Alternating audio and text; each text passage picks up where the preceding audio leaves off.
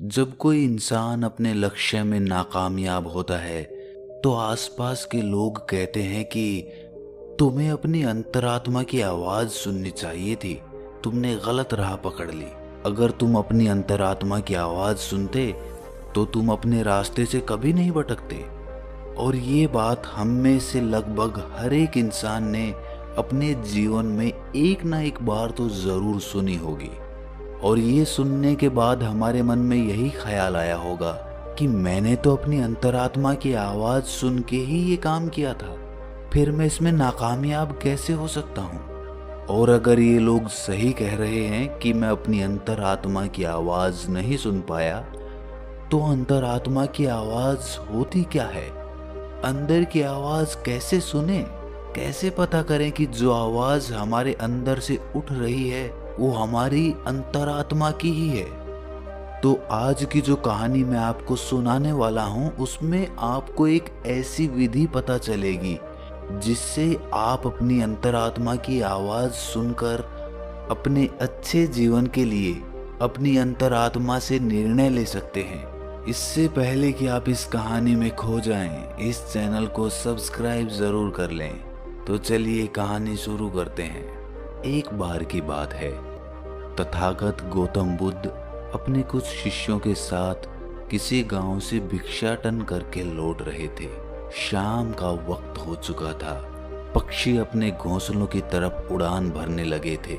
बुद्ध और उनके शिष्य चलित ध्यान करते हुए चले जा रहे थे कि तभी बुद्ध को किसी के रोने की आवाज सुनाई दी। वो आवाज झाड़ियों के सन्नाटे को चीरती हुई आ रही थी। बुद्ध ने तुरंत अपने शिष्यों को रुकने के लिए इशारा किया और खुद उस झाड़ी की तरफ बढ़ना शुरू कर दिया। उनके शिष्य उन्हें देखकर चिंतित हो रहे थे, लेकिन बुद्ध ने उस झाड़ी की तरफ बढ़ना जारी रखा। तभी झाड़ियों के पीछे बुद्ध ने एक आदमी को खड़े हुए देखा। उसके सामने एक बहुत गहरी खाई थी और वो बुरी तरह से रो रहा था। वो अपना कदम उस खाई की तरफ आगे बढ़ाने ही वाला था कि तभी बुद्ध ने उन्हें पीछे से पुकारा। बुद्ध ने कहा कि नौजवान, लगता है तुम आत्महत्या करने के इरादे से यहाँ पर आए हो, लेकिन तुम आत्महत्या करने से पहले मेरे इन शिष्यों पर एक उपकार कर सकते हो। मरते मरते एक अच्छा काम तो कर ही जाओ। वो आदमी बुद्ध के शांत चेहरे को देखकर पूछता है कि मैं भला उनका क्या उपकार कर सकता हूँ। ये सुनकर बुद्ध ने कहा कि तुम अपनी आत्महत्या करने के पीछे का कारण इन्हें बता दो, ताकि ये भविष्य में वो गलती कभी ना करें जो तुम कर रहे हो। ये बात चोट करने वाली थी। कुछ देर के लिए वहां पर सन्नाटा छाया रहा और उसके बाद उस आदमी ने अपना कदम पीछे हटा लिया और उसने कहना शुरू किया। उसने कहा कि आज से 10 साल पहले मैं एक किसान हुआ करता था, खेती बाड़ी करता था और अपना घर चलाता था। उस वक्त मेरे पास धन कम होता था, लेकिन फिर भी मेरे परिवार का गुजारा आराम से चल जाता था। लेकिन मेरी पत्नी अक्सर मुझे ताने देते हुए कहती थी कि हमारे बच्चे बड़े हो रहे हैं, क्या इनके लिए तुम धन नहीं कमाओगे? जब तक हम दोनों जी रहे थे तब तक हमें कोई चिंता नहीं थी, हमारा काम इस खेती बाड़ी में चल जाता था। लेकिन अब जैसे जैसे ये बच्चे बड़े होंगे, इनकी पढ़ाई लिखाई का खर्चा हम कहाँ से उठाएंगे? तुम पैसे कमाने की कोई और व्यवस्था ढूंढो। इस तरह के ताने रोज सुन सुनकर मैं परेशान हो गया था। मैं कोई तरीका चाहता था, कोई रास्ता चाहता था जिससे मैं धन कमा सकूं। और फिर एक दिन मेरे अंदर से आवाज आई, तुम्हारे अंदर व्यापार करने का अद्भुत कौशल है। और ये ख्याल जब मेरे दिमाग में आया तो मैंने अपनी सारी जमीन बेचकर व्यापार शुरू करने का इरादा बनाया। मुझे पक्का यकीन था कि मैं व्यापार में जरूर कामयाब हो जाऊंगा, क्योंकि वो आवाज मेरे अंतर मन से उठी थी, मेरी अंतरात्मा से निकली थी। इसीलिए जब सारी जमीन बेचकर भी व्यापार चालू करने के लिए धन नहीं जुटा पाया, तो मैंने अपने रिश्तेदारों, अपने मित्रों से कर्जा लेना शुरू कर दिया और इस तरह मैंने अपने व्यापार की शुरुआत की। लेकिन पता नहीं मेरे व्यापार को किसकी नजर लग गई। शुरुआत में अपने व्यापार को जमाने के लिए मैंने लोगों को उधार सामान देना शुरू कर दिया, लेकिन जितना ही मैं उधार देता रहा उतना ही मेरा धन फंसता रहा और आखिर में उधार इतना ज्यादा हो गया कि मेरे पास उधार देने की क्षमता ही नहीं बची। और जब मैंने उन लोगों से अपना उधार वापस मांगा तो उन्होंने देने से मना कर दिया और मैंने जितना भी पैसा अपने रिश्तेदारों और अपने मित्रों से लिया था उन लोगों ने भी मुझ पर दबाव बनाना शुरू कर दिया। मेरे पास किसी को देने के लिए कोई पैसा नहीं था, जमीन थी वो पहले ही बिक चुकी थी। अब मैं करता तो क्या करता। फिर मेरी अंतरात्मा ने मुझे एक आवाज दी कि अब ये दुनिया तेरे लिए नहीं बची है प्यारे, तेरा वक्त यहाँ पर खत्म हो चुका है। तू जा जा, छोड़ दे ये दुनिया, जा आत्महत्या कर ले। और अपने अंदर की आवाज सुनकर मैं यहाँ पर आत्महत्या करने के लिए आया हूँ। ये बात बुद्ध और उनके शिष्य बड़े ध्यानपूर्वक सुन रहे थे। उसकी बात समाप्त होने के बाद बुद्ध ने उस आदमी से पूछा कि नौजवान, मुझे एक बात बताओ, जो आवाज तुमने व्यापार शुरू करने से पहले सुनी थी और जो अब आत्महत्या करने से पहले सुनी थी, वो क्या तुम्हारी अंतरात्मा की ही आवाज थी? ये बात तुम यकीन से कह सकते हो? ये सुनकर वो युवक कुछ सोचकर बोला कि हाँ बुद्ध, वो आवाज बहुत गहरे से आई थी। उस बात पर मेरा पूरा विश्वास था और वो बात मुझे पक्का यकीन है कि मेरी अंतरात्मा की ही थी। ये सुनकर बुद्ध उससे पूछते हैं कि अंतरात्मा की आवाज तो आत्मा से आनी चाहिए। क्या तुम्हें अपनी आत्मा का कोई पता ठिकाना मालूम है? तुम्हें पता है कि तुम्हारी आत्मा तुम्हारे शरीर के कौन से हिस्से में रहती है? ये सवाल सुनकर वो आदमी सक पका गया। उसने सोचा भी नहीं था कि कोई आदमी उससे इस प्रकार का प्रश्न पूछेगा। इसका बनावटी जवाब देते हुए उस आदमी ने कहा कि हाँ बुद्ध, आत्मा तो सभी में होती है और वो तो शरीर के अंदर रहती है, उसका कोई प्रमाण थोड़ी होता है। ये सुनकर बुद्ध कहते हैं कि जब आत्मा के होने का ही कोई प्रमाण नहीं है तो अंतरात्मा की आवाज होने का क्या प्रमाण है? और तुम अपनी अंतरात्मा की आवाज को लेकर इतना यकीन से कैसे सुन सकते हो? असल में जो आवाज तुमने तब सुनी थी और जो अब सुनी है, वो आवाज तुम्हारी अंतरात्मा की नहीं बल्कि तुम्हारे मन की आवाज थी। वो तुम्हारा मन का ही बुना हुआ एक जाल था जिसमें तुम फंस गए और अब निकलने का तुम्हें कोई रास्ता नहीं सूझ रहा था, तो तुम्हारे मन ने ही तुम्हें निर्देश दिया कि तुम आत्महत्या कर लो। ध्यान रखना, अंतरात्मा तुम्हें कभी भी हिंसा वाला रास्ता नहीं दिखाएगी। आत्मा तो शुद्ध होती है, निर्मल होती है, वो भला किसी को हिंसा के रास्ते पे कैसे भेज सकती है? और तुम आत्महत्या करने का फैसला लेके हिंसा का रास्ता अपना रहे हो। ये उत्तर सुनकर उस आदमी के मन को थोड़ी ठंडक मिली। वो बुद्ध से और बातें करने के लिए उत्सुक हो गया।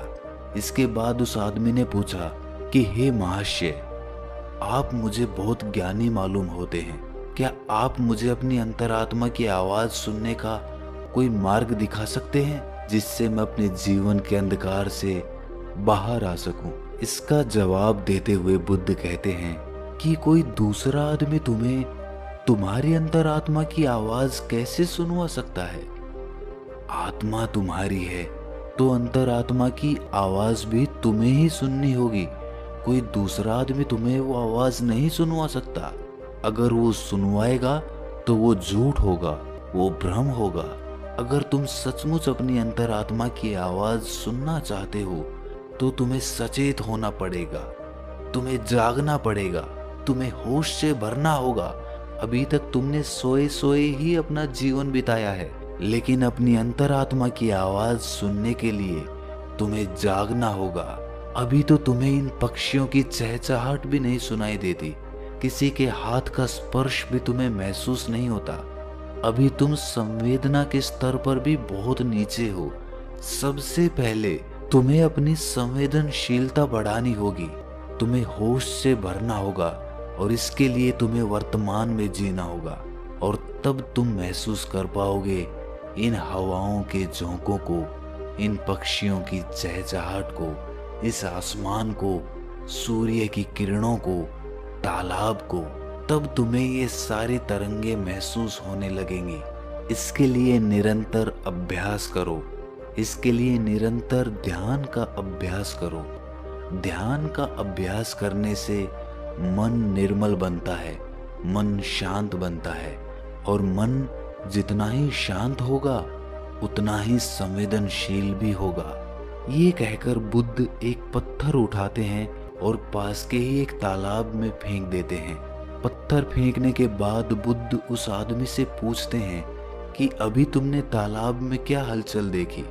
ये सुनकर वो आदमी कहता है कि मैंने देखा कि एक पत्थर तालाब में जाकर गिरा और उसमें डूब गया। ये सुनकर बुद्ध कहते हैं कि ये सारी चीजें तुमने ऊपर ऊपर से देखी हैं। पानी के नीचे क्या हो रहा है ये तुम्हें अभी नहीं मालूम, और जब तक इस पानी के ऊपर की काई नहीं हटेगी, जब तक तुम्हें मालूम भी नहीं होगा कि पानी के नीचे क्या चल रहा है। उसी प्रकार हमारे मन पे जो विचारों का जाल है, हमारे मस्तिष्क को जिन विचारों ने ढक रखा है, वो विचार हमें गहरे में कभी उतरने ही नहीं देते। और जब एक बार विचारों की काई हमारे दिमाग से हटेगी तो नीचे पानी आएगा, और जब वो पानी भी स्पष्ट हो जाएगा तो हमारा मन भी निर्मल हो जाएगा और हम बहुत करुणा से भर जाएंगे, बहुत संवेदनशीलता से भर जाएंगे। फिर हमें ये हवा के झोंके ही आनंद प्रदान करेंगे। ध्यान रखना, मन के विचार ध्यान से शांत हो जाएंगे, और मन को साफ करने के लिए दिव्य प्रेम का अभ्यास करो। जब दिव्य प्रेम तुम्हारे अंदर पनपने लगता है तो तुम्हारा जीवन ही अपने आप में ध्यान बन जाता है। ये सुनकर वो आदमी पूछता है कि हे बुद्ध, ये दिव्य प्रेम क्या होता है? ये तो आज से पहले मैंने कभी सुना भी नहीं। उसका जवाब देते हुए बुद्ध ने कहा कि दिव्य प्रेम किसी विषय वस्तु से नहीं बंधा होता, ना वो किसी लालच से जुड़ा होता, ना किसी आकांक्षा से जुड़ा होता। वो तो सर्वत्र होता है, वो तो सभी से होता है, पक्षियों से, फूलों से, जानवरों से, इंसानों से, पेड़ पौधों से। उन सब के लिए जब तुम्हारे मन से प्रेम उमड़ने लगता है तो वही दिव्य प्रेम बन जाता है। अगर तुम उसका अभ्यास करना चाहते हो तो उसकी शुरुआत अभिनय से करो। जब भी तुम्हारे पास समय हो तुम खाली बैठ जाओ और ये अभिनय करो, ये सोच बनाओ कि तुम किसी पेड़ की तरफ प्रेम की तरंगे भेज रहे हो और वापस में वो पेड़ भी तुम्हारी तरफ प्रेम की तरंगे भेज रहा है। उसके बाद जैसे जैसे तुम ये अभ्यास करते जाओगे दिव्य प्रेम उमड़ने लगेगा और धीरे धीरे वो दिव्य प्रेम सर्वत्र हो जाएगा, सभी के लिए हो जाएगा। और उसके बाद तुम्हें अपनी आत्मा की झलक मिलेगी। तब तुम्हें पता चलेगा कि आत्मा क्या होती है और अंतरात्मा की आवाज क्या होती है। लेकिन उसके लिए तुम्हें अपने मन के जाल को काटना होगा, जो कि ध्यान या दिव्य प्रेम दोनों से संभव हो सकता है। ये प्रवचन सुनने के बाद वो आदमी बुद्ध के पैरों में गिर जाता है और अपनी आत्महत्या करने के विचार के बारे में वो बुद्ध से माफी मांगता है।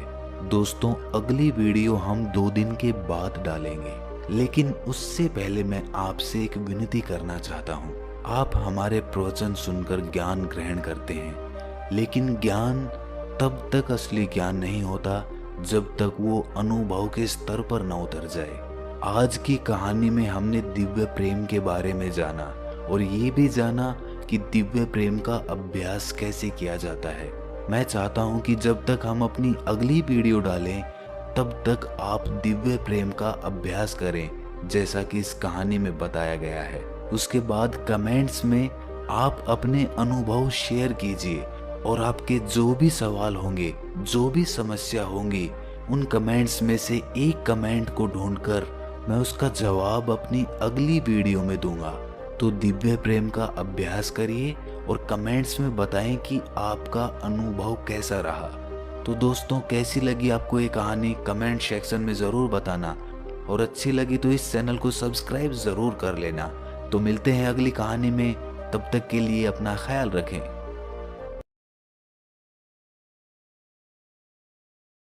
Thanks for watching. Please subscribe.